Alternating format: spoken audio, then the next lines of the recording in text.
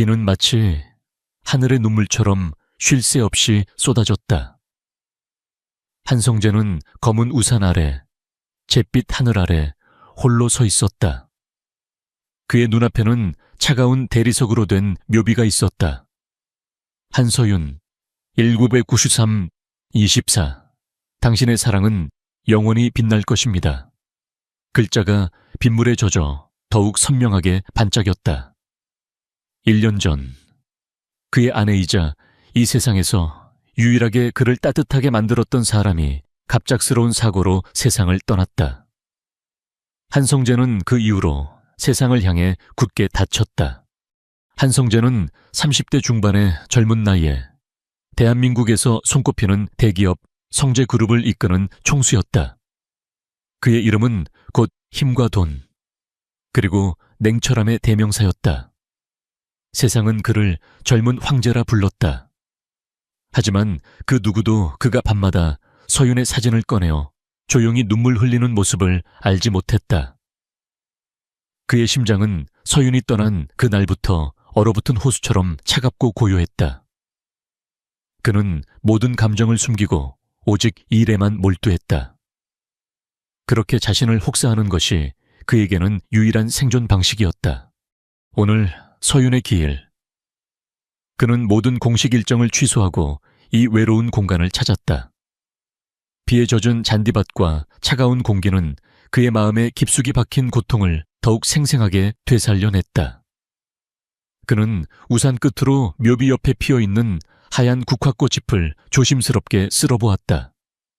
그것은 서윤이 가장 좋아하던 꽃이었다. 그때였다. 멀리서 들려오는 작은 울음소리가 그의 고요를 깼다. 처음에는 바람소리인가 했지만 이내 희미한 흐느낌이 섞여 있다는 것을 깨달았다. 그는 고개를 돌려 소리가 나는 쪽을 바라보았다. 묘역의 다른 쪽, 서윤의 묘비와 불과 몇 미터 떨어지지 않은 곳에 2명의 어린 소녀가 서 있었다.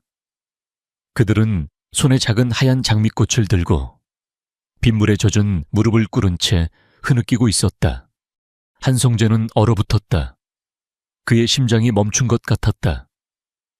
소녀들은 약 7살 정도로 보였고 쌍둥이였다.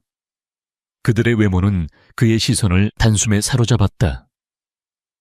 특히 한 소녀의 갈색 눈동자와 다른 소녀의 미소 띤 입술은 그의 기억 속 서윤의 모습과 기이할 정도로 똑같았다.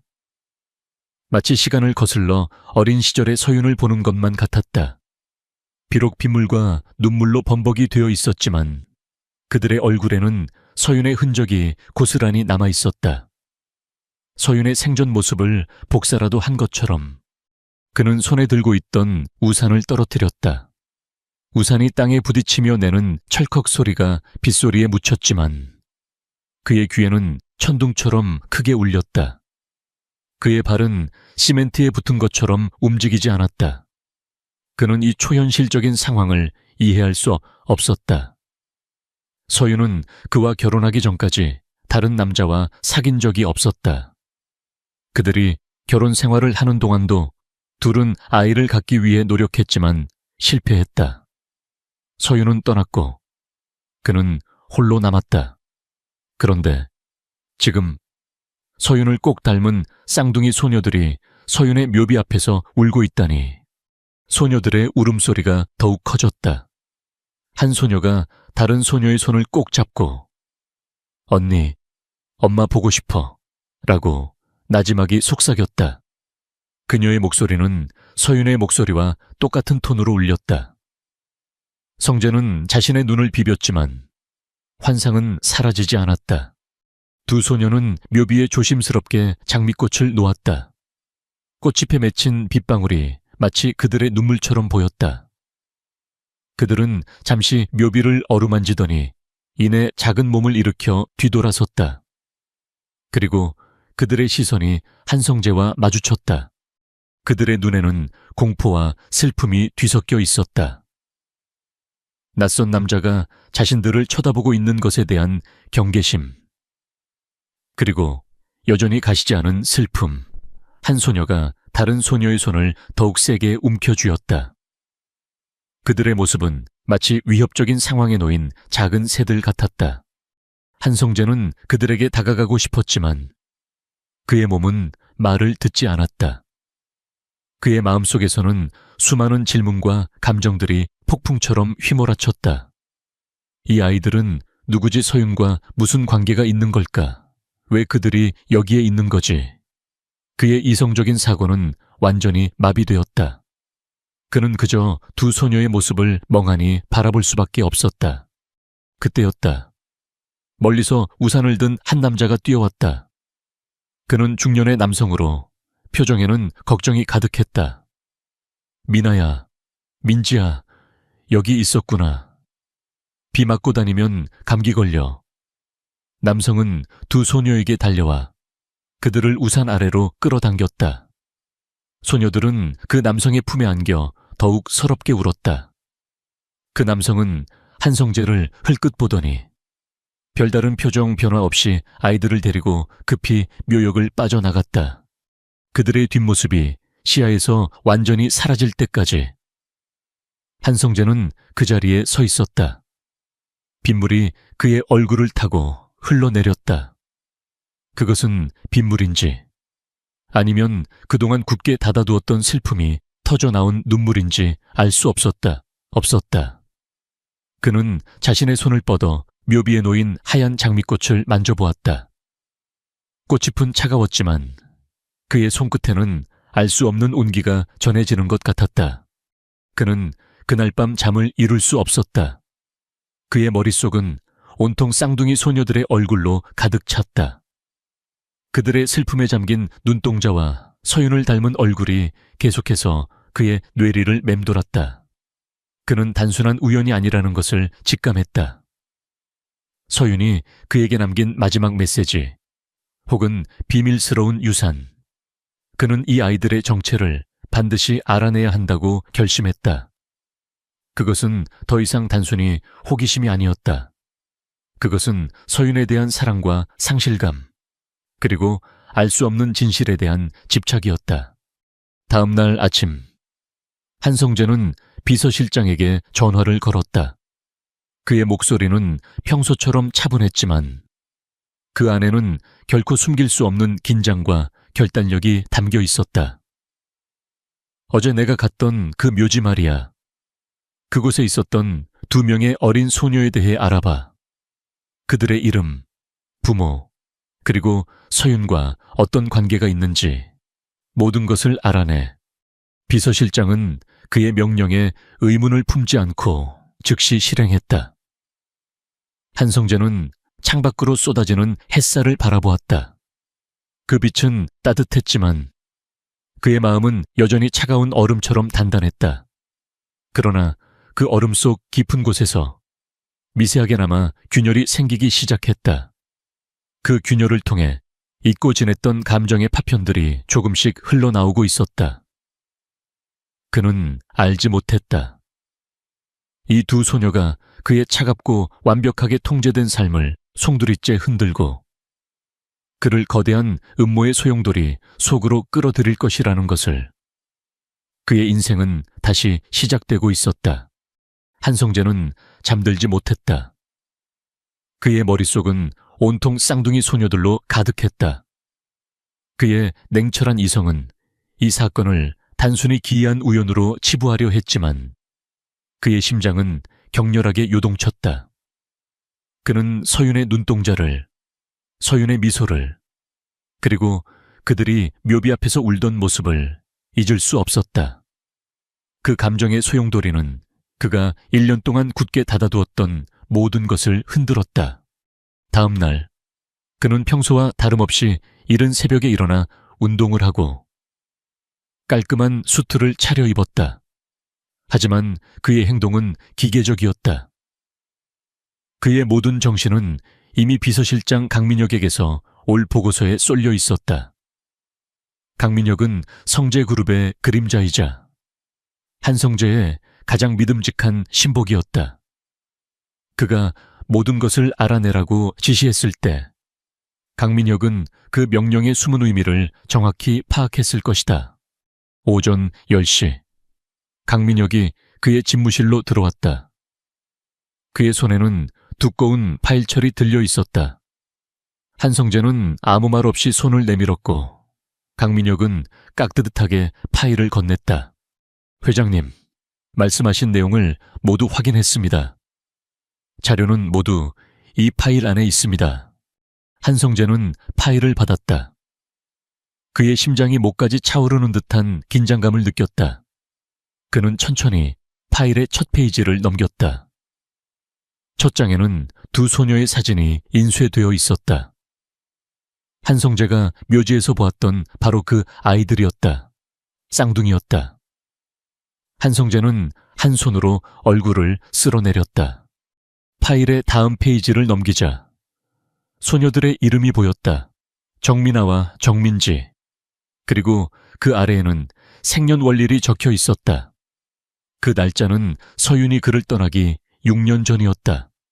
그리고 더 아래에는 부모의 이름이 적혀 있었다. 모 한서윤, 부 한성재. 한성재의 손이 미세하게 떨리기 시작했다.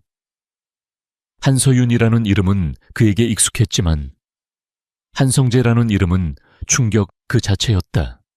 그의 눈은 그 이름에 고정되었고 다른 글자들은 흐릿하게 보였다. 그는 자신의 이름을 확인하고 또 확인했다. 심지어 DNA 검사 결과 보고서까지 첨부되어 있었다. 보고서에는 두 소녀와 한성재의 DNA가 부녀 관계임을 증명하는 명확한 데이터가 담겨 있었다. 그의 머릿속은 혼란스러웠다. 서윤은 그와 결혼하기 전까지 아이를 낳은 적이 없다고 했었다. 결혼 후에도 그는 그녀와 아이를 가지려고 수년간 노력했지만 실패했다. 서윤은 늘 미안해했다. 그런데 지금 이 자료는 도대체 무엇을 의미하는가? 서윤은 그에게 이 모든 것을 숨겼던 것인가 왜? 강민혁은 조용히 그의 반응을 지켜보고 있었다. 그는 한성재가 파일을 다 읽을 때까지 아무런 말도 하지 않았다. 한성재는 깊은 심호흡을 하고 다음 페이지를 넘겼다. 그곳에는 서윤의 지난 6년간의 삶에 대한 상세한 기록이 담겨 있었다.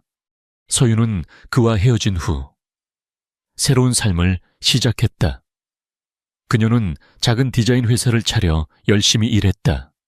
그리고 6년 전 두 아이를 낳았다. 미나와 민지. 서류상의 아버지는 정호성이라는 이름의 남자였다. 그는 서윤의 고등학교 동창으로 평범한 회사원이었다. 서윤은 그와 서류상으로만 결혼했고 정호성은 아이들의 법적인 아버지가 되어 주었다. 서윤은 그에게 매달 생활비를 보내주며 아이들의 양육에 필요한 모든 것을 책임졌다. 이게 다 무슨 말도 안 되는 소리야. 한성재는 나지막이 중얼거렸다. 그의 목소리에는 분노와 배신감, 그리고 말할 수 없는 슬픔이 뒤섞여 있었다. 그는 서윤이 자신에게 등을 돌리고 다른 남자와 아이를 낳았다고 생각했다. 하지만 이내 서류상의 기록이 이상하다는 것을 깨달았다. 정호성은 아이들의 친부로 등록되어 있었지만 모든 양육 비용은 서윤의 계좌에서 지출되었다. 그리고 아이들을 낳은 시기는 서윤이 그와 헤어진 직후였다. 그의 심장은 쿵쿵거렸다. 그는 강민혁을 쳐다보았다. 이 아이들의 친부가 나라는 건가? 강민혁은 조용히 고개를 끄덕였다. 정호성 씨를 직접 만나봤습니다. 그는 회장님과 사모님께서 헤어진 후 사모님께서 연락을 해오셨다고 했습니다. 임신 사실을 알게 되었지만 회장님께 부담을 주기 싫어서 혼자 아이를 낳아 기르기로 하셨다고 합니다. 그리고 정호성 씨에게 아이들의 법적인 아버지가 되어달라고 부탁하셨다고 합니다. 왜 나에게 말하지 않았지? 한성재의 목소리는 떨렸다. 그는 의자에 몸을 기댔다. 그의 머릿속은 수많은 의문으로 가득 찼다. 서윤은 왜 아이를 낳았다는 사실을 그에게 숨겼을까? 왜 정호성이라는 남자의 이름을 빌렸을까? 강민혁은 한성재의 깊은 고통을 보며 말을 이어갔다. 정호성 씨는 사모님께서 회장님의 행복을 바라셨다고 했습니다. 회장님께서 아이들 때문에 힘든 상황에 놓이는 것을 원치 않으셨다고 합니다. 그리고 사모님께서 돌아가시기 전까지 아이들에게 회장님에 대한 이야기를 단 한 번도 하지 않으셨다고 합니다. 아마도 회장님께서 아이들의 존재를 알게 될 경우 아이들 때문에 위험에 처할까봐 걱정하셨던 것 같습니다. 한성재의 심장이 쿵 하고 내려앉았다. 위험. 그는 그 단어에 주목했다. 서윤은 그가 위험에 처할까봐 아이들을 숨겼다 하지만 그가 위험에 처할 일이 무엇이 있을까? 그는 성재그룹의 총수였고 어떤 위험에도 노출되지 않았다. 그렇다면 서윤의 죽음은 단순한 교통사고가 아니라는 의미인가? 그는 서둘러 파일의 마지막 페이지를 넘겼다. 그곳에는 서윤이 마지막으로 일했던 프로젝트에 대한 정보가 담겨 있었다. 그것은 태양광 발전소 건설 프로젝트로 퓨처에너지라는 작은 신생 기업이 주도하는 사업이었다. 그리고 이 프로젝트를 방해하고 심지어 강제로 중단시키려고 했던 기업이 바로 선진건설이었다. 선진건설은 이재훈이라는 악명, 높은 기업가가 이끄는 회사였다. 이재훈은 모든 수단과 방법을 가리지 않는 잔인하고 냉혹한 인물로 알려져 있었다. 파일의 맨 아래에는 강민혁이 덧붙인 메모가 있었다. 퓨처에너지의 대표는 사모님께서 돌아가신 직후 사업을 포기하고 해외로 도피했습니다. 선진건설의 압박 때문인 것으로 추정됩니다. 한성재는 파일을 덮었다. 그의 손에 힘이 들어갔고 파일철이 찌그러졌다. 서윤의 죽음은 단순한 사고가 아니었다. 그것은 계획된 살인이었고 그 배후에는 이재훈이라는 그림자가 도사리고 있었다. 서윤은 아이들을 보호하기 위해 그가 위험에 처하는 것을 막기 위해 모든 것을 혼자 감당했다. 그리고 결국 그녀는 이재훈이라는 거대한 괴물에게 희생당했다. 그의 분노는 순식간에 차가운 결단으로 바뀌었다. 1년 동안 그를 짓눌렀던 고통과 상실감은 이제 복수심이라는 거대한 불꽃으로 타올랐다. 그는 더 이상 슬픔에 잠겨 있을 수 없었다. 그에게는 서윤의 마지막 유산인 두 딸이 있었다. 그는 그들을 보호해야 했고 서윤의 억울한 죽음에 대한 진실을 밝혀야 했다. 그리고 이재훈이라는 괴물을 무너뜨려야 했다. 한성재는 자리에서 일어섰다. 그의 눈빛은 더 이상 차갑지 않았다. 그것은 불타는 강철처럼 단단하고 뜨거웠다. 그는 강민혁에게 명령했다. 강 비서실장, 당장 퓨처에너지의 자녀 자산과 기술, 그리고 관계자들을 찾아내 그리고 이재훈의 선진건설에 대한 모든 정보를 수집해 그의 약점, 그의 비리, 그의 모든 것을 파헤쳐 단 하나도 놓치지 마. 그에게 서윤이 얼마나 소중한 존재였는지 그리고 그녀의 죽음에 대한 대가가 얼마나 큰지 깨닫게 해줄 거야. 강민혁은 조용히 고개를 숙였다. 알겠습니다, 회장님. 한성재는 창밖을 바라보았다. 그의 시선은 멀리 있는 도시의 스카이라인에 머물렀다. 그곳 어딘가에 이재훈이 있었다. 그리고 그곳 어딘가에 그가 지켜야 할 두 딸이 있었다. 복수는 이제 시작되었다. 그리고 이 복수는 단순히 그의 고통을 해소하기 위한 것이 아니었다. 그것은 서윤의 명예를 회복하고 그의 딸들에게 안전하고 행복한 미래를 되찾아주기 위한 신성한 임무였다. 그는 이제 더 이상 차가운 얼음의 제왕이 아니었다. 그는 자신의 가족을 위해 싸우는 전사였다. 한성재는 차가운 강철과 같았다. 그의 삶은 늘 완벽하게 계산되고 통제되어 왔다. 하지만 그의 딸들, 정민아와 정민지라는 존재는 그의 모든 계획을 뒤흔들었다. 그는 미나와 민지를 집으로 데려왔다. 그의 거대한 저택은 화려하고 웅장했지만 아이들에게는 차갑고 낯선 감옥처럼 느껴졌다. 한성재는 미나와 민지를 데리고 집으로 오는 차 안에서 아무 말도 하지 못했다. 그는 1년 전 서윤의 장례식장에서 오열했던 그 모습과는 완전히 달랐다. 그는 아이들과의 관계를 어떻게 시작해야 할지 몰랐다. 그는 사업가로서 능수능란했지만 아버지로서는 완전히 무지했다. 그의 침묵은 아이들에게는 불안감으로 다가왔다. 미나와 민지는 서로의 손을 꼭 잡고 창밖만 바라보았다. 저택에 도착하자 그들을 맞이한 것은 하인들이었다. 가정부와 운전기사, 그리고 여러 명의 집사들이 일사불란하게 움직였다. 미나와 민지의 눈에는 그 모든 것이 낯설고 두려웠다. 그들은 작은 아파트에서 엄마와 함께 소박하지만 따뜻한 삶을 살아왔다. 이 거대한 공간은 그들에게 압도적인 위압감을 주었다. 한성재는 아이들을 자신의 서재로 데려왔다. 서재는 온통 책과 서류들로 가득 차 있었고 아이들이 앉을 만한 푹신한 소파도 없었다. 그는 딱딱한 의자에 앉아 아이들을 바라보았다. 이제부터 너희들은 여기서 살게 될 거야. 필요한 것이 있으면 언제든지 하인들에게 말해. 그리고 내가 너희들의 아빠다. 그의 말은 사무적이고 딱딱했다. 미나와 민지는 아무런 대답도 하지 못했다. 그들은 엄마를 잃었고 이제 낯선 사람에게서 아빠라는 말을 들었다. 그들은 여전히 엄마의 죽음으로 인한 슬픔에 잠겨 있었고 이 모든 상황을 받아들일 수 없었다. 그들의 눈에는 눈물이 그렁거렸지만 차마 흐르지 못했다. 한성재는 아이들의 그런 모습을 보며 당황했다. 그는 아이들이 울음을 터뜨릴까봐 겁이 났다. 그는 그들을 어떻게 위로해야 할지 몰랐다. 그는 그저 일단 방으로 가 쉬도록 해 라고 말하고 서둘러 자리를 피했다. 아이들을 대하는 것이 수백억 원의 계약을 성사시키는 것보다 훨씬 더 어렵게 느껴졌다. 그날 밤 한성재는 자신의 침실에서 잠을 이루지 못했다. 그는 그의 차가운 마음속에 숨겨진 죄책감과 후회로 고통받았다.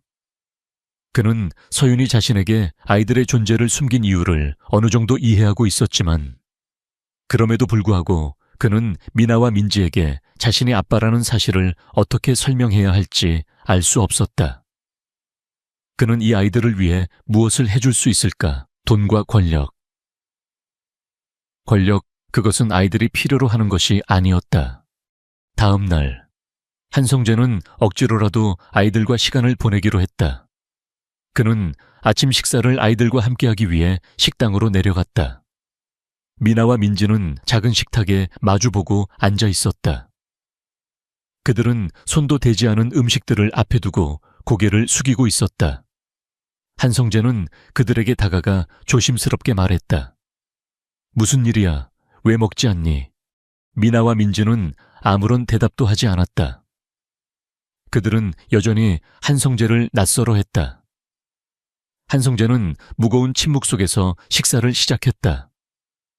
그는 아이들에게 말을 걸고 싶었지만 어떤 말을 해야 할지 알 수 없었다. 그는 아이들의 마음을 얻는 것이 복잡한 기업 합병을 성공시키는 것보다 훨씬 더 어려운 일이라는 것을 깨달았다. 며칠 후 한성재는 아이들을 위해 쇼핑을 준비했다. 그는 명품 아동복 매장에 가서 최고급 옷과 장난감을 골랐다. 그는 아이들이 좋아할 것이라고 생각했다. 하지만 미나와 민지는 새 옷을 보며 아무런 반응도 보이지 않았다. 그들은 그저 조용히 옷을 입고 장난감을 만지작거릴 뿐이었다. 그들의 눈에는 기쁨이나 흥분이라는 감정이 전혀 없었다. 한성재는 좌절했다. 그는 아이들을 행복하게 해주고 싶었지만 그의 모든 노력은 헛수고처럼 느껴졌다. 그는 자신의 방식이 틀렸다는 것을 인정해야 했다. 그는 아이들에게 다가가기 위해 마음의 벽을 허물어야 했다. 그는 조용히 미나와 민지에게 다가가 무릎을 꿇었다. 그의 눈높이가 아이들과 같아졌다. 그는 아이들의 작은 손을 잡고 말했다. 미안하다. 내가 너희에게 어떻게 다가가야 할지 몰라서 나는 너희에게 좋은 아빠가 되고 싶어. 하지만 어떻게 해야 할지 모르겠어. 너희가 원하는 게 있으면 말해줘. 뭐든지 말이야. 그의 진심 어린 말에 미나는 고개를 들었다. 그녀의 눈에는 여전히 두려움이 남아 있었지만 그 안에는 희미한 희망의 빛이 보였다. 아빠, 엄마는 왜 아빠랑 같이 살지 않았어요? 한성재의 심장이 쿵 하고 내려앉았다. 그는 아이들에게 서윤의 죽음과 그들의 관계에 대해 어떻게 설명해야 할지 알 수 없었다. 그는 미나와 민지에게 그들이 태어난 후 서윤이 왜 혼자 고생했는지, 그리고 그들의 아빠가 왜 이 모든 것을 모르고 있었는지 설명해야 했다. 그는 숨겨진 진실을 말하기에는 아이들이 너무 어리다는 것을 알았지만 동시에 아이들의 질문에 솔직하게 답해야 한다는 것을 깨달았다. 한성재는 심호흡을 했다. 엄마는 아빠가 힘들까봐 혼자서 너희를 키우기로 결정했어. 엄마는 너희가 태어났을 때 아빠에게 말하면 아빠가 위험에 처할까봐 걱정했단다. 아빠는 엄마의 마음을 몰랐어. 그래서 너희의 존재를 몰랐어. 정말 미안해. 그의 목소리는 진심으로 가득 차 있었다. 미나와 민지는 그의 말에서 진심을 느꼈다. 그들의 얼굴에 드리워져 있던 차가운 경계심이 조금씩 녹아내렸다. 미나가 작은 목소리로 말했다. 엄마가 아빠를 많이 사랑한다고 했어요. 한성재의 눈가가 뜨거워졌다. 그는 서윤이 자신에게 얼마나 큰 사랑을 남겼는지 다시 한번 깨달았다. 미나와 민지는 서윤의 사랑과 희생의 증거였다. 그는 아이들을 꼭 안아주었다. 아이들은 처음에는 어색해했지만 이내 그의 품에 안겨 조용히 울음을 터뜨렸다. 그들의 눈물은 그동안 쌓여있던 슬픔과 불안감을 씻어냈다. 그날 이후 한성재는 조금씩 변하기 시작했다.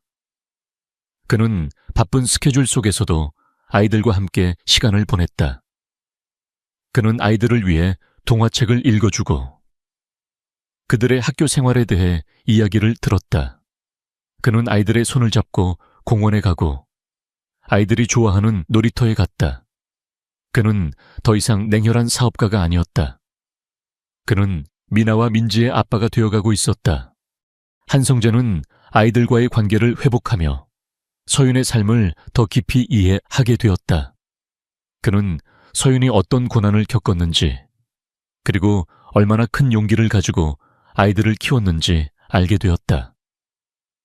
그의 마음속에 남아있던 미안함과 후회는 이제 서윤에 대한 존경과 사랑으로 바뀌었다. 그리고 그는 이재훈에 대한 복수심을 더욱 불태웠다. 그는 서윤의 고통과 희생을 헛되이 할 수 없었다. 그는 반드시 이재훈을 무너뜨리고 서윤의 명예를 되찾아주기로 결심했다. 한성재의 삶은 미나와 민지가 온 이후로 완전히 바뀌었다. 그의 차갑고 무미건조했던 세상은 아이들의 웃음소리로 채워지기 시작했다. 그는 더 이상 외톨이가 아니었다. 그러나 그의 마음속 한편에는 여전히 서윤의 죽음에 대한 의문과 복수심이 불타오르고 있었다. 아이들의 존재는 그에게 새로운 삶의 이유를 주었지만 동시에 서윤의 억울한 죽음을 더욱 생생하게 느끼게 했다. 그는 이재훈이라는 이름의 그림자를 쫓기 시작했다. 그는 강민혁에게 모든 것을 맡기지 않았다. 한성재는 직접 나서서 서윤의 마지막 행적을 조사하기 시작했다. 그는 서윤이 운영했던 작은 디자인 회사를 찾아갔다. 사무실은 이미 비어 있었고 텅 빈 공간에는 쓸쓸한 먼지만이 가득했다. 하지만 그의 눈은 벽에 붙어 있는 오래된 스케줄표에 멈췄다. 낡은 스케줄표에는 서윤의 빼곡한 글씨로 퓨처에너지 미팅, 선진건설 협상 등의 일정이 적혀 있었다. 그리고 특정 날짜에는 빨간 펜으로 동그라미가 쳐져 있었는데 바로 서윤이 죽기 일주일 전이었다. 그는 그 날짜에 서윤이 만났던 사람들을 추적하기 시작했다. 강민혁의 보고서에 따르면 서윤은 퓨처에너지의 대표인 김민준을 만났고 이후 선진건설의 이재훈에게서 거액의 투자를 제안받았다고 했다. 하지만 서윤은 그 제안을 단호히 거절했다고 한다. 이재훈은 서윤의 거절에 분노했고 서윤의 디자인 회사를 상대로 악의적인 소문을 퍼뜨리기 시작했다. 서윤은 순식간에 업계에서 매장당할 위기에 처했다. 한성재는 이재훈의 비열한 행동에 분노했다. 그는 이재훈이 단순히 서윤의 사업을 방해한 것이 아니라 그녀를 죽음으로 내몰았다고 확신했다. 그는 이재훈의 숨겨진 범죄들을 파헤치기로 결심했다. 그는 자신의 모든 인맥과 자원을 동원하여 이재훈의 선진건설을 조사하기 시작했다. 그는 강민혁에게 비밀리에 이재훈의 모든 금융거래와 사업 프로젝트를 추적하도록 지시했다. 한성재는 이재훈의 비리를 증명할 증거를 찾기 위해 그의 과거를 샅샅이 뒤졌다. 그 과정에서 그는 이재훈이 수년간 불법 로비와 공금 횡령, 그리고 경쟁사들을 파괴하기 위한 온갖 불법 행위를 저질러 왔다는 것을 알게 되었다. 이재훈은 법의 심판을 교묘하게 피해왔고 권력자들과의 부정한 관계를 통해 자신의 제국을 쌓아 올렸다. 한성재는 이재훈이 서윤의 죽음에도 연루되어 있다는 증거를 찾기 위해 사고 당시의 경찰 기록을 다시 조사했다. 그는 사고 현장의 시비를 분석하고 사고 당시의 목격자들을 찾아다녔다.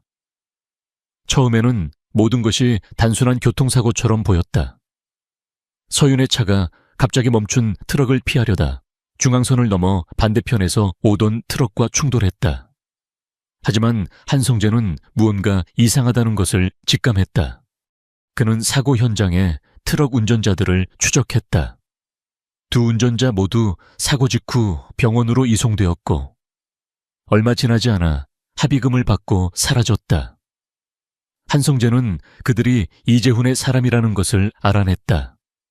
한 운전자는 이미 해외로 도피했고 다른 한 운전자는 숨어 지내고 있었다. 한성재는 자신의 사설 탐정들을 동원하여 숨어 지내던 운전자를 찾아냈다. 운전자는 처음에는 두려움에 아무 말도 하지 않으려 했다. 하지만 한성재는 그에게 서윤의 사진을 보여주며 말했다. 이 사람은 내 아내입니다. 당신은 내 아내를 죽였어요. 이제 진실을 말하세요.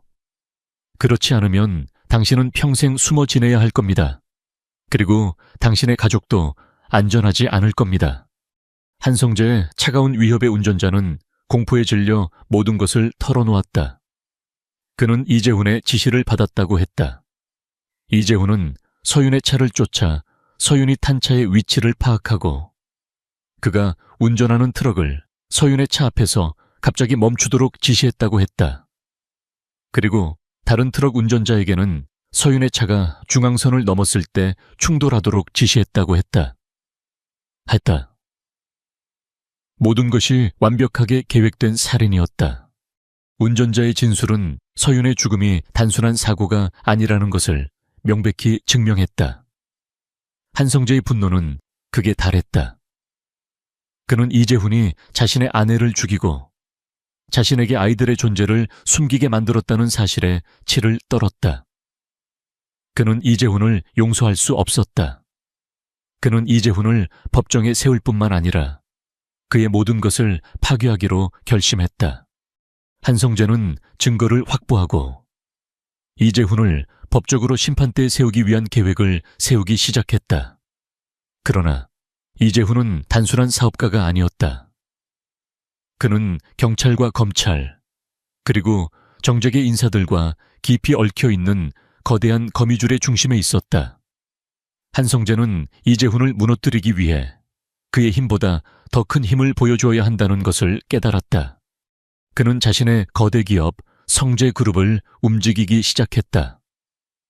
그는 이재훈의 선진건설과 관련된 모든 사업들을 분석하고 선진건설의 약점을 파고들었다. 그는 이재훈의 불법적인 사업들과 관련된 모든 증거들을 모아 공정거래위원회와 금융감독원의 비밀리에 넘겼다. 그는 이재훈의 불법적인 자금 흐름을 추적하여 그의 숨겨진 비자금 계좌들을 찾아냈다. 한성재의 조사는 이재훈의 예상 범위를 훨씬 뛰어넘는 것이었다. 이재훈은 서윤의 죽음이 단순한 교통사고로 처리된 것에 만족하고 이 사건이 다시 수면 위로 떠오를 것이라고는 상상도 하지 못했다. 그는 한성재가 이 모든 것을 파헤치고 있다는 사실을 전혀 알지 못했다. 그는 여전히 자신의 거대한 힘을 과신하고 있었다. 하지만 한성재는 달랐다. 그는 복수를 위해 냉철하게 움직였다. 그는 이재훈의 모든 것을 파괴하기 위한 계획을 착실히 실행에 옮겼다. 그는 미나와 민지를 지키기 위해 그리고 서윤의 명예를 되찾아주기 위해 세상에서 가장 차갑고 무서운 복수자가 될 준비를 마쳤다. 이재훈은 자신이 상대하는 사람이 단순히 돈 많은 사업가가 아니라 사랑하는 사람을 잃은 분노에 가득 찬 맹수라는 것을 알지 못했다. 그리고 그 맹수는 이제 먹잇감을 향해 조용히 다가가고 있었다.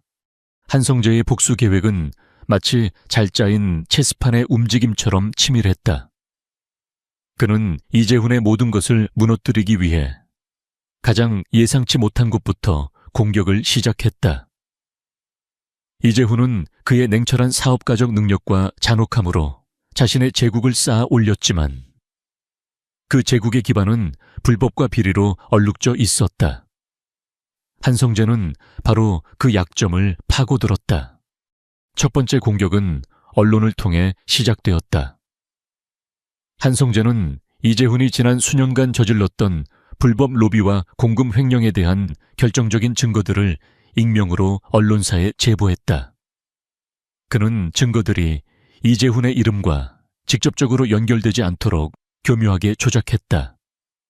언론은 거물 기업가의 비리 의혹에 열광했고 연일 선진건설 회장 이재훈 불법 자금 조성 의혹이라는 제목의 기사들을 쏟아냈다. 이재훈은 처음에는 이 모든 것을 단순한 언론 플레이라고 치부했다. 그는 자신의 힘과 권력을 과신하며 언론을 조작하고 기사를 삭제하는 데 익숙했다.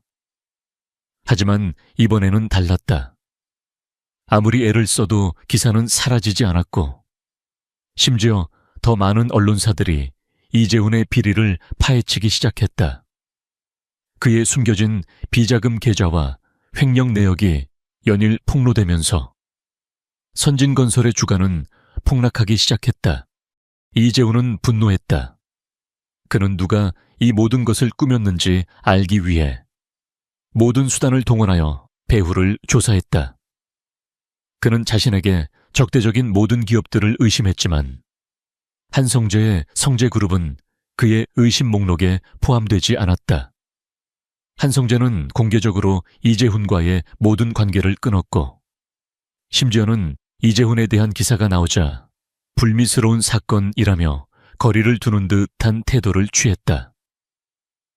이재훈은 한성재가 자신에게 앙심을 품을 이유가 없다고 생각했다. 한성재는 그저 돈과 사업에만 관심이 있는 냉정한 사업가일 뿐이라고 믿었기 때문이다. 한성재는 이재훈의 오만함을 철저히 이용했다.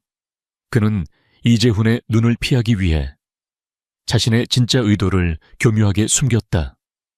그는 강민혁을 통해 이재훈의 최측근들을 은밀하게 포섭했다. 그들은 이재훈의 비열한 행동에 염증을 느끼고 있었고 이재훈의 몰락을 돕기 위해 한성재의 편에 섰다.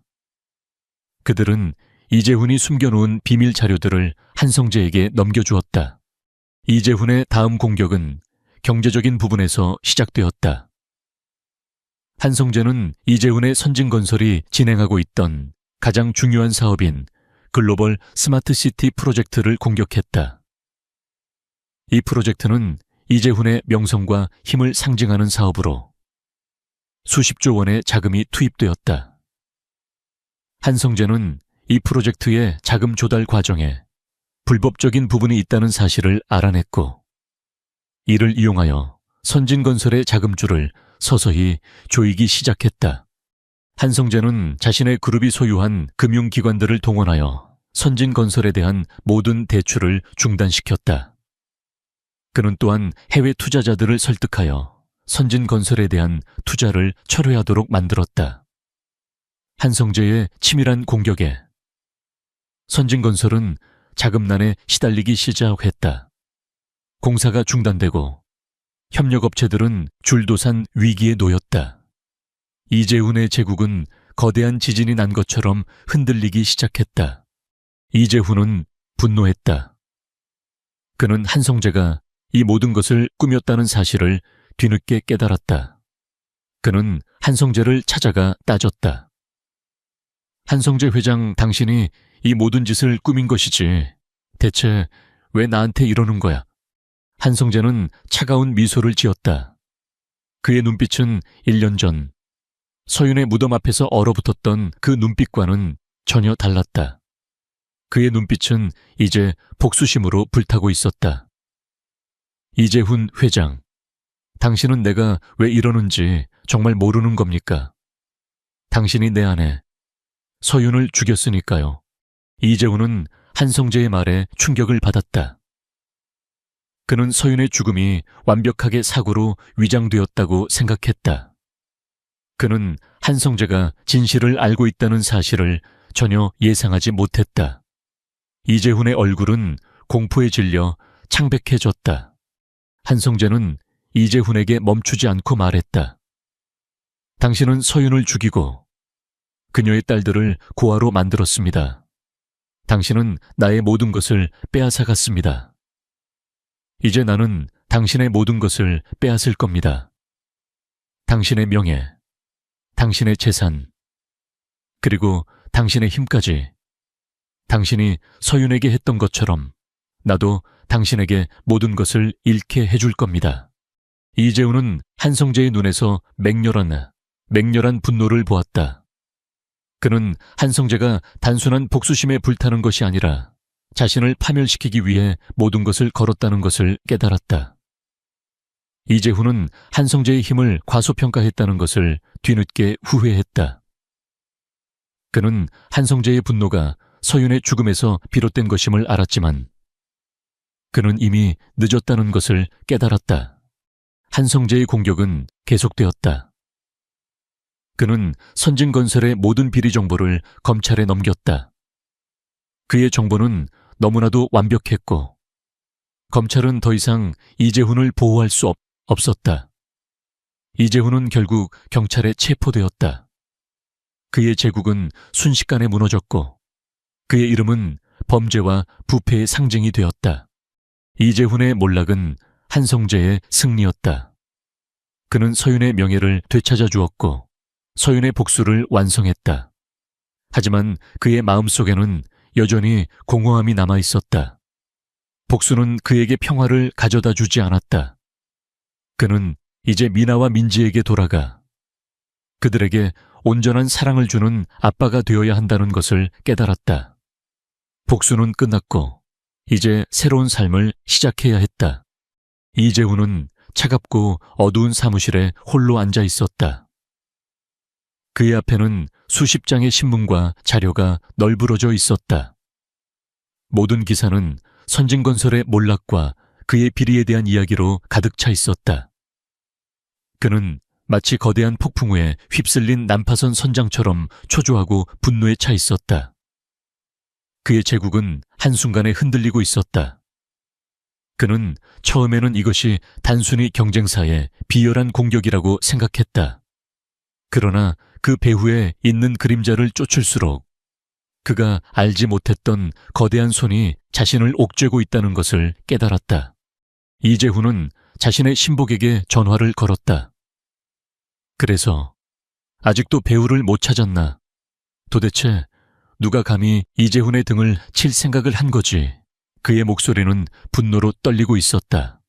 신복의 목소리는 조심스러웠다. 회장님, 저희가 조사한 결과 이 모든 것이 성재그룹의 한성재 회장과 관련이 있는 것 같습니다. 이재훈은 비웃었다. 한성재, 그 애송이가 말도 안 돼. 그가 감히 나와 맞설 배짱이 있다고 생각하나 그는 그저 사업밖에 모르는 얼음덩어리일 뿐이야. 나와 무슨 원한이 있다고 이런 짓을 벌이겠나. 그러나 신복의 다음 말은 그의 오만함을 산산조각 냈다. 저희가 한성재 회장의 동선을 추적했습니다. 지난 몇 달간 그는 사모님의 죽음에 대해 재조사를 하고 있었습니다. 그리고 미공개된 사진 몇 장을 발견했습니다. 묘지에서 찍힌 사진입니다. 한성재 회장이 2명의 어린 소녀와 함께 있는 사진입니다. 이재훈은 그 말에 등골이 오싹해졌다. 그는 서윤의 죽음이 완벽하게 사고로 위장되었다고 믿었다. 그리고 그 사건은 이미 1년 전에 종결되었다. 그런데 한성재가 재조사를 하고 있다니, 그리고 묘지에 나타난 2명의 어린 소녀라니, 그의 머릿속에 섬광처럼 서윤의 얼굴이 스쳐 지나갔다. 그리고 1년 전 그가 서윤의 죽음을 계획하면서 그녀에게 숨겨진 아이가 있을지도 모른다는 소문을 들었던 기억이 떠올랐다. 이재훈은 그저 소문이라고 치부했었다. 하지만 이제 그 소문이 현실로 다가왔다. 그 소녀들, 그들은 누구지? 이재훈의 목소리는 차갑게 변했다. 사모님의 딸들로 추정됩니다. 한성재 회장의 DNA와 일치한다는 보고서도 있습니다. 이재훈은 책상 위의 물건들을 쓸어버렸다. 찻잔이 깨지고 서류들이 바닥에 흩어졌다. 그의 얼굴은 분노로 일그러졌다. 한성재가 자신을 공격하는 이유가 이제야 명확해졌다. 그것은 단순한 사업 전쟁이 아니었다. 그것은 복수였다. 그가 서윤을 죽였고 서윤의 아이들이 한성재의 품으로 들어갔다. 그가 서윤에게 남긴 마지막 흔적들이 이재훈의 제국을 무너뜨리기 위한 거대한 무기가 되어 돌아온 것이다. 하찮은 놈, 겨우 아이들을 등에 업고 나에게 덤벼든단 말이지. 이재훈은 이를 갈았다. 좋아, 한성재, 네가 가장 소중하게 여기는 것을 빼앗아 주지. 네가 그 아이들을 지키기 위해 모든 것을 걸었다면 나는 그 아이들을 파괴함으로써 너를 무너뜨릴 것이다. 이재훈은 즉시 방역을 시작했다. 그의 공격은 한성재의 치밀한 전략과는 달랐다. 그것은 잔인하고 무자비했으며 법의 경계를 넘나들었다. 이재훈은 자신의 정적의 네트워크를 총동원하여 한성재의 모든 사업을 방해하기 시작했다. 성재그룹의 신규 사업들은 정부의 허가를 받지 못했고 금융감독원의 조사를 받게 되었다. 언론은 이재훈의 지시를 받아 한성재에 대한 부정적인 기사들을 쏟아냈다. 성재그룹 신규 사업을 위해 불법 로비 시도 의혹, 한성재 회장 미성년자 입양 과정에 비리 개입 의혹과 같은 자극적인 제목들이 헤드라인을 장식했다. 이재훈은 여기서 멈추지 않았다. 그는 한성재의 가장 큰 약점인 미나와 민지를 공격하기 시작했다. 그는 사립탐정을 고용하여 아이들의 학교와 학원을 감시하게 했다. 이재훈은 미나와 민지가 등하교하는 사진을 찍어 한성재에게 익명으로 보냈다. 사진 속 아이들의 천진난만한 모습은 한성재의 심장을 찔렀다. 그의 분노는 극에 달했지만 동시에 그의 마음은 공포로 가득 찼다. 그는 이재훈이 아이들을 해칠 수도 있다는 사실을 깨닫고 온몸의 피가 식는 듯한 두려움을 느꼈다. 한성재는 즉시 강민혁에게 연락하여 아이들의 경호를 강화하도록 지시했다. 그는 아이들이 잠시라도 자신의 시야에서 벗어나는 것을 용납하지 않았다. 그는 바쁜 일정에도 불구하고 직접 아이들의 등하교를 챙기기 시작했다. 그는 미나와 민지에게서 단 한순간도 눈을 떼지 않았다. 그의 집은 거대한 요새처럼 변했고 경호원들이 삼엄하게 아이들을 지켰다. 이재훈은 한성재의 이러한 반응을 보며 만족했다. 그는 한성재가 자신의 함정에 빠졌다는 것을 확신했다. 그는 더 이상 비즈니스나 돈에 관심이 없었다. 그의 유일한 목표는 한성재에게 고통을 안겨주는 것이었다.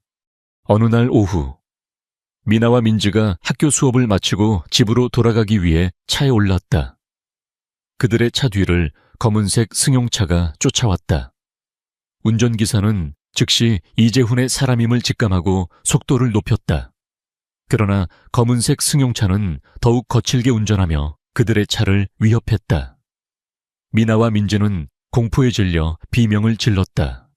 이 모든 상황을 실시간으로 보고받은 한성재는 극심한 분노와 공포를 느꼈다. 그의 심장은 터질 듯이 뛰었다. 그는 자신의 차에 올라 직접 운전대를 잡았다. 그의 차는 미친 듯이 도로를 질주했다. 그는 이재훈에게 전화를 걸었다. 이재훈, 당장 그 차를 멈춰. 내 아이들에게 무슨 짓이라도 하면 너는 살아남지 못할 것이다. 이재훈은 전화 너머로 한성재의 분노를 느끼며 비열하게 웃었다. 하하하하, 한성재, 이제야 네가 살아있는 것처럼 느껴지는군. 아이들이 걱정되나? 그렇다면 내 말대로 해. 아니면 내 아이들의 안전을 보장할 수 없을 것이다. 한성재는 전화기를 움켜쥐었다. 그의 손가락 마디가 하얗게 변했다. 그는 이재훈의 비열한 협박에 굴복할 수 없었다. 그는 차가운 이성을 되찾고 자신의 모든 인맥과 자원을 동원하여 이재훈의 차를 막기 위한 계획을 세우기 시작했다. 이재훈은 자신이 이 싸움에서 이겼다고 생각했다. 그는 한성재가 사랑하는 사람을 잃은 슬픔과 분노에 휩싸여 이성을 잃을 것이라고 믿었다.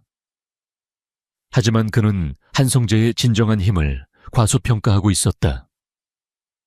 한성재는 그동안의 복수 계획을 완성하기 위해 자신의 가장 큰 무기를 사용하기로 결심했다. 그 무기는 돈이나 권력이 아니었다. 그것은 이재훈이 예상치 못한, 그리고 결코 막을 수 없는 결정적인 한 방이었다. 한성재는 아이들을 지키기 위해, 그리고 서윤의 복수를 완성하기 위해 마지막 결전을 준비했다. 이재훈은 자신이 굴복시켰다고 생각한 상대를 이제야 진정한 적으로 마주하게 되었다. 한성재의 심장은 맹렬하게 요동쳤다. 이재훈은 그의 가장 연약한 부분을 공격했다. 사업적인 손실은 언제든 복구할 수 있었지만 미나와 민지의 안전은 그에게 있어 그 어떤 것과도 바꿀 수 없는 절대적인 가치였다. 이재훈의 협박은 단순한 경고가 아니었다. 그것은 그의 모든 것을 빼앗겠다는 명백한 선전포고였다. 한성재는 침착함을 되찾으려 애썼다. 그의 손은 전화기를 꽉 쥐고 있었고 그의 눈은 공포와 분노로 이글거렸다. 그는 강민혁에게 즉시 연락하여 아이들의 위치를 파악하고 그들을 안전한 곳으로 이동시키라고 명령했다. 그의 목소리는 평소보다 낮고 위협적이었다. 무슨 수를 써서라도 내 아이들을 보호해. 단 한치의 오차도 용납하지 않아. 강민혁은 즉시 행동에 나섰다. 그는 사설 경호팀을 동원하여 아이들이 탄 차량을 추적하고 그들을 에스코트했다. 다행히 이재훈의 사람들은 단순히 겁을 주려 한 것인지 더 이상의 직접적인 공격은 하지 않았다. 미나와 민지는 한성재의 저택으로 돌아왔지만 그들의 얼굴에는 극심한 공포가 서려 있었다. 한성재는 아이들을 보자마자 달려가 그들을 꼭 안아주었다. 그의 품에 안긴 아이들은 공포에 질려 떨고 있었다. 미나와 민지는 그동안 참아왔던 눈물을 터뜨렸다. 한성재는 그들의 작은 몸을 감싸 안으며 나지막이 속삭였다. 괜찮아. 이제 안전해. 아빠가 지켜줄게. 아빠는 너희를 절대로 잃지 않을 거야. 그의 약속은 단순한 말이 아니었다. 그것은 그의 마음속에 타오르는 불꽃과도 같았다. 이재훈은 그의 분노를 이용하려 했지만 오히려 그의 분노는 그를 더욱 강하게 만들었다. 한성재는 더 이상 냉철한 사업가가 아니었다. 그는 자신의 가족을 지키기 위해 모든 것을 걸고 싸우는 전사였다. 한성재는 자신의 모든 자원과 네트워크를 동원하여 이재훈을 무너뜨릴 마지막 계획을 세웠다. 그는 이재훈의 비리를 증명할 결정적인 증거를 확보해야 했다.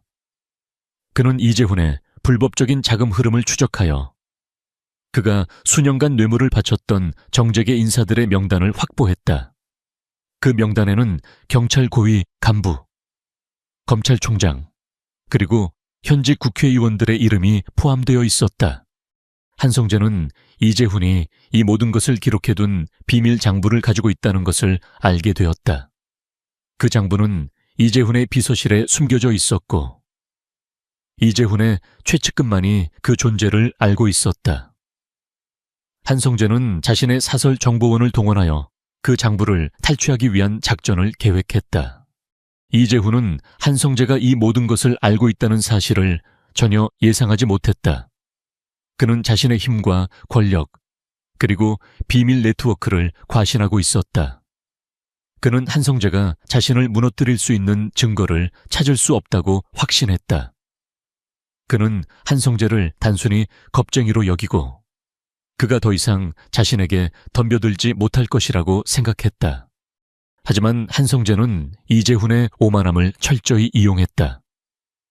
그는 이재훈에게 거짓 정보를 흘려 그가 비밀 장부를 다른 곳으로 옮기도록 유도했다.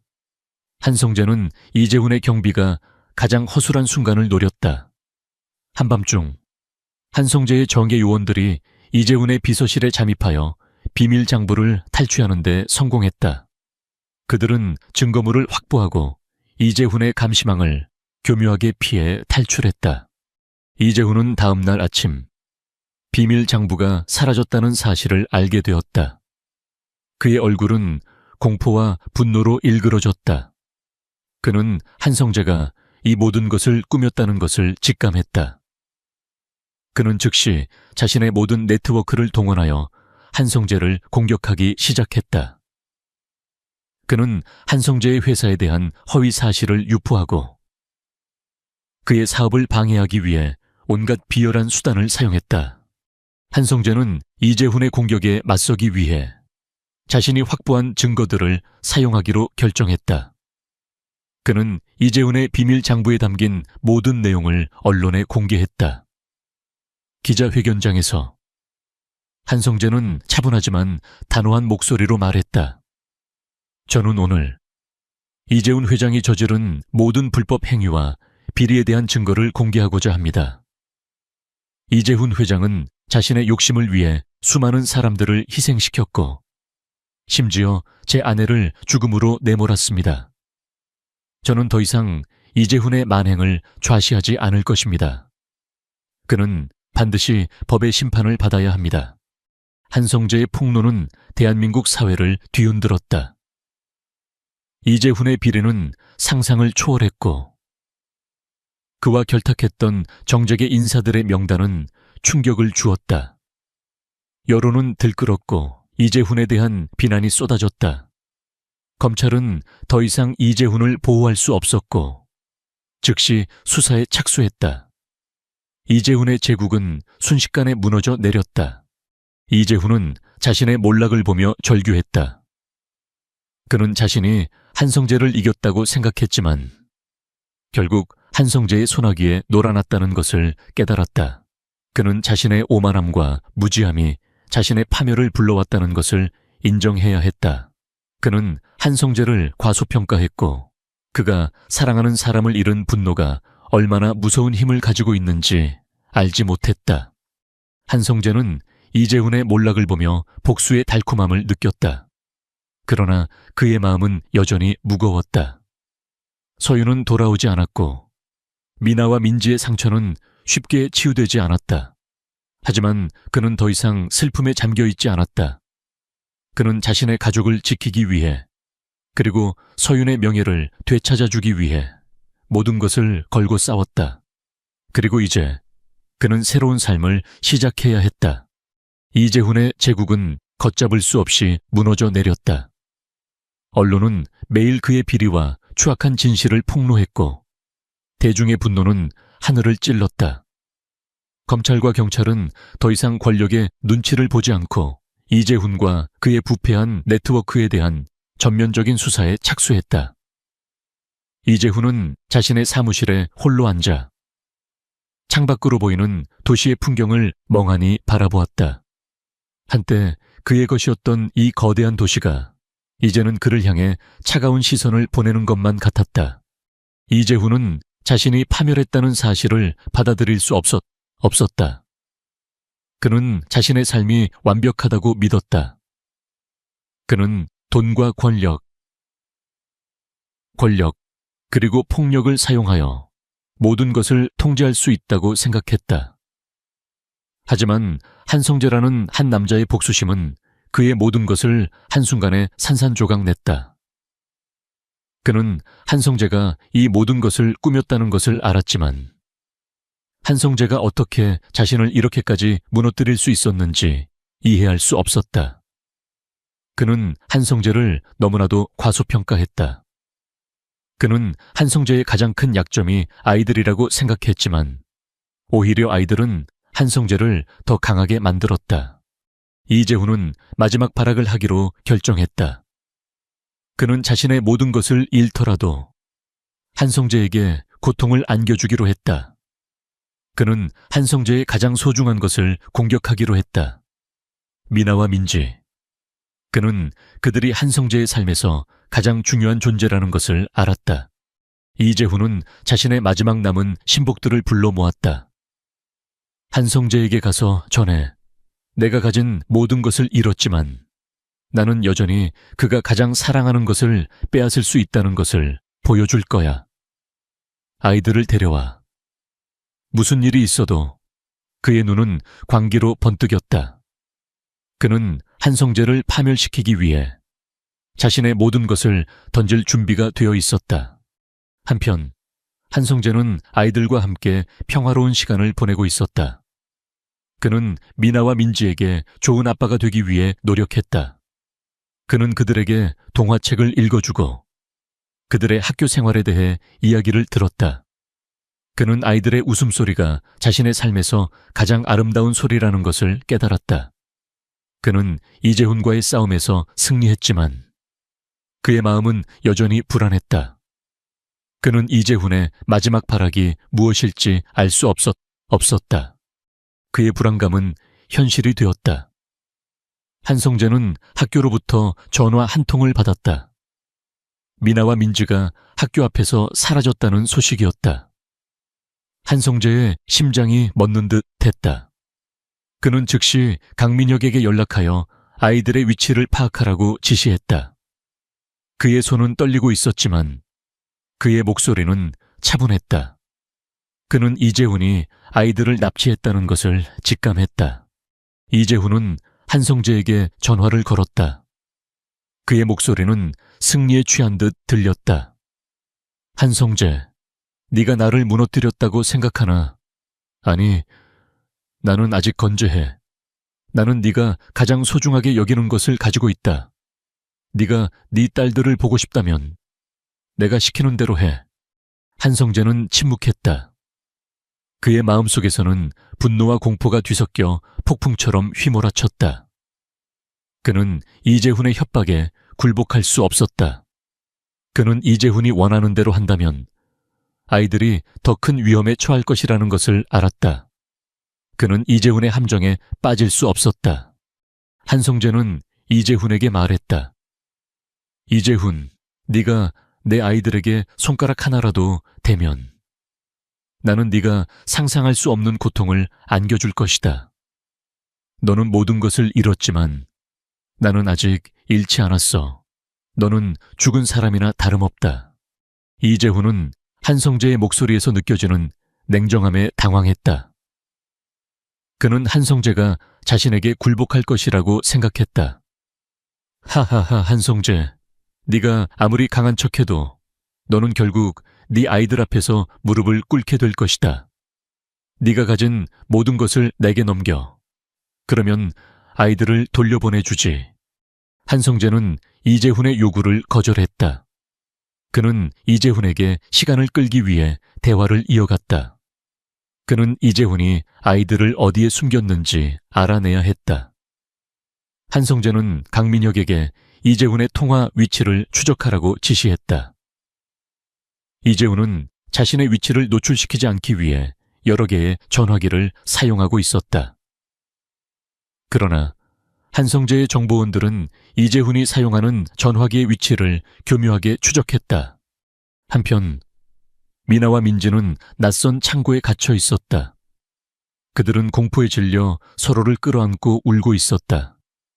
그들은 이재훈의 사람들에게 잡혀왔을 때 엄마의 마지막 모습을 떠올렸다. 그들은 엄마가 자신들을 지키기 위해 얼마나 많은 고통을 겪었는지 알게 되었다. 그들은 이 모든 것이 자신들 때문이라고 생각했다. 한성재는 마침내 이재훈이 숨어있는 장소를 알아냈다. 그는 경찰에 신고하지 않았다. 그는 이재훈과의 마지막 대결을 혼자서 해결하기로 결정했다. 그는 자신의 경호원들을 이끌고 이재훈이 숨어있는 창고로 향했다. 그의 마음속에는 복수심과 함께 아이들을 구해야 한다는 절박함이 가득했다. 이재훈은 한성재가 올 줄은 예상하지 못했다. 그는 한성재가 경찰을 동원할 것이라고 생각했다. 그러나 한성재는 혼자서 그곳에 나타났다. 이재훈은 한성재를 보며 비웃었다. 네가 감히 혼자서 왔군. 네 아이들을 구하기 위해 모든 것을 버린 건가? 한성재는 이재훈을 쳐다보았다. 그의 눈은 불타는 강철처럼 차가웠다. 이재훈, 너는 모든 것을 잃었다. 이제는 네가 지옥으로 갈 시간이다. 한성재의 경호원들은 이재훈의 신복들을 제압하고 아이들을 구출했다. 미나와 민지는 한성재를 보자마자 달려가 그의 품에 안겼다. 한성재는 아이들을 꼭 안아주며 안도의 한숨을 내쉬었다. 그는 아이들의 안전을 확인하고 이재훈을 쳐다보았다. 이재훈은 그의 눈을 피했다. 그는 자신의 오만함이 자신의 파멸을 불러왔다는 것을 깨달았다. 그는 한성재가 자신보다 더 강하다는 것을 인정해야 했다. 이재훈은 결국 경찰에 체포되었다. 그는 그의 모든 범죄에 대한 대가를 치르게 될 것이다. 한성재는 이재훈의 몰락을 보며 서윤의 복수를 완성했다. 그의 마음은 평화를 찾았다. 그는 이제 아이들과 함께 새로운 삶을 시작해야 했다. 이재훈의 몰락은 한성재의 냉철한 계획과 분노에 찬 복수의 결과였다. 그는 더 이상 거대한 제국의 총수나 재계의 거물이 아니었다. 그는 단지 자신의 탐욕과 오만함으로 모든 것을 잃은 초라한 범죄자에 불과했다. 이재훈은 경찰에 체포되어 조사를 받았다. 한성재가 공개한 증거들은 너무나도 완벽했고 이재훈의 모든 죄를 명백하게 입증했다. 이재훈은 자신의 모든 부와 명예 그리고 자유를 한순간에 잃었다. 그는 한성재에게 패배했다. 그는 이 모든 것을 자신의 오만함 때문이라고 생각했다. 그는 한성재의 힘을 과소평가했고 사랑하는 사람을 잃은 한 남자의 분노가 얼마나 무서운지 알지 못했다. 하지만 한성재는 이재훈의 몰락을 보며 기쁨을 느끼지 않았다. 그의 마음속에는 여전히 공허함이 남아있었다. 복수는 끝났지만 그의 상처는 치유되지 않았다. 그는 미나와 민지의 손을 잡고 서윤의 묘를 찾았다. 맑게 갠 하늘 아래 묘비는 평화로워 보였다. 한성재는 묘비에 꽃을 놓으며 나지막이 말했다. 서윤아, 이제 이 모든 것이 끝났어. 당신의 복수를 완성했어. 당신을 죽음으로 내몬 그 사람은 벌을 받게 될 거야. 이제 편히 쉬어. 미나와 민지는 아빠의 옆에 서서 엄마의 묘비를 어루만졌다. 그들은 더 이상 울지 않았다. 그들의 얼굴에는 슬픔 대신 평화와 희망이 서려 있었다. 미나가 말했다. 아빠, 엄마는 행복할 거예요. 아빠가 우리를 찾아왔으니까. 한성재는 미나의 말에 가슴이 뭉클했다. 그는 미나와 민지의 존재가 그에게 얼마나 큰 힘이 되었는지 다시 한번 깨달았다. 그들은 서윤이 그에게 남긴 가장 소중한 선물이었다. 한성재는 미나와 민지를 데리고 집으로 돌아왔다. 그의 저택은 더 이상 차갑고 텅 빈 공간이 아니었다. 아이들의 웃음소리로 가득 차 있었고 따뜻한 온기가 흘렀다. 한성재는 자신의 삶이 이제야 비로소 시작되었다는 것을 느꼈다. 그는 더 이상 과거의 상처에 갇혀 있지 않았다.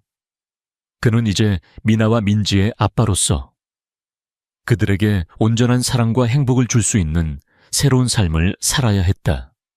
한성재는 성재그룹의 회장직을 내려놓기로 결정했다. 그는 더 이상 돈과 권력에 대한 욕심이 없었다. 그는 자신의 삶을 가족에게 바치고 싶었다. 그는 강민혁에게 그룹을 맡기고 자신은 아이들과 함께 평범한 삶을 살기로 했다. 강민혁은 한성재의 결정에 존경을 표했다. 그는 한성재가 복수를 완성하고 가족을 선택했다는 것을 이해했다. 한성재는 미나와 민지에게 말했다. 아빠는 이제 회사에 나가지 않을 거야. 너희와 함께 더 많은 시간을 보내고 싶어. 우리 셋이서 새로운 삶을 시작하자. 미나와 민지는 아빠의 말에 환하게 웃었다. 그들의 미소는 한성재의 마음속에 남아있던 마지막 슬픔까지도 녹여주었다. 그들은 함께 여행을 떠났다. 한성재는 아이들과 함께 동화책 속에서나 보던 아름다운 풍경들을 보았다. 그는 아이들과 함께 손을 잡고 걷고 함께 웃고 함께 울었다. 그는 서윤과 함께 이루지 못했던 모든 것을 미나와 민지와 함께 이루었다. 그는 아이들에게 사랑을 주고 아이들로부터 사랑을 받으며 진정한 행복이 무엇인지 깨달았다. 이재훈은 법의 심판을 받고 감옥에 갇혔다. 그는 자신의 모든 것을 잃었다. 그는 한성재의 복수를 원망했지만 결국 자신의 오만함과 탐욕이 자신을 파멸로 이끌었다는 것을 인정해야 했다. 그는 평생을 후회 속에서 살게 될 것이다. 한성재는 이재훈을 용서하지 않았다. 하지만 그는 더 이상 이재훈에게 분노하지 않았다. 그는 자신의 삶을 파괴하려 했던 그를 뒤로하고 새로운 삶을 향해 나아갔다. 그는 미나와 민지와 함께 평범하고 소중한 일상을 만들어갔다. 몇 년 후 미나와 민지는 건강하고 밝은 아이들로 성장했다. 그들은 여전히 엄마를 그리워했지만 그들의 삶에는 아빠의 사랑이 가득했다. 한성재는 매일 아침 아이들의 손을 잡고 학교에 데려다주고 저녁에는 아이들을 위해 요리를 했다. 그의 삶은 더 이상 차갑고 외롭지 않았다. 그것은 사랑과 행복으로 가득 찬 따뜻한 삶이었다. 한성재는 서윤이 그에게 남긴 가장 큰 선물은 아이들이라는 것을 깨달았다. 그들은 서윤의 마지막 사랑과 희망의 증거였다.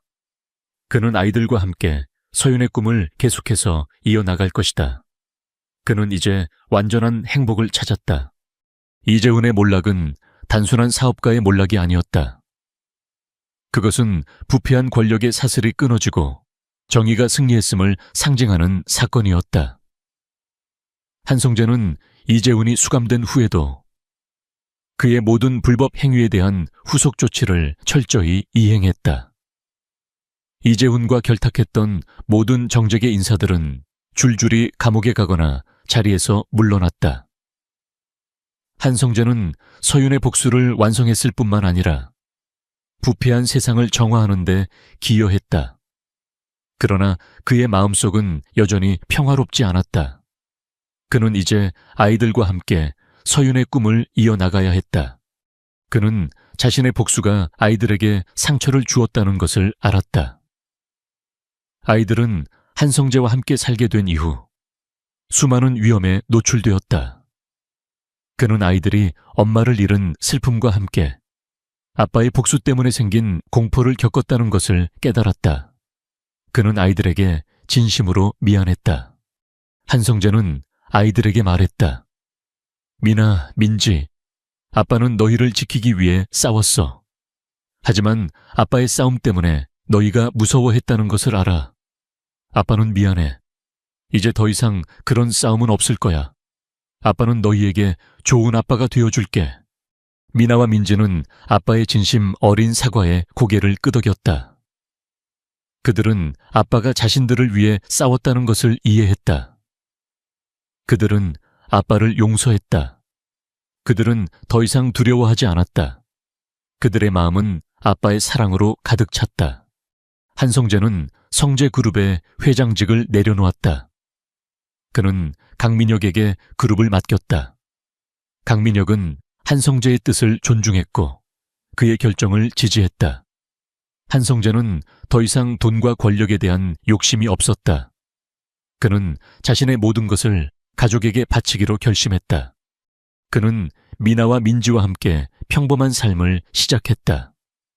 그는 아이들을 위해 요리를 하고 아이들을 학교에 데려다주고 아이들과 함께 공원에서 뛰어놀았다. 그의 삶은 더 이상 차갑고 외롭지 않았다. 그것은 사랑과 행복으로 가득 찬 따뜻한 삶이었다. 그는 아이들의 웃음소리가 세상에서 가장 아름다운 음악이라는 것을 깨달았다. 한성재는 서윤이 남긴 디자인 회사를 재건하기로 했다.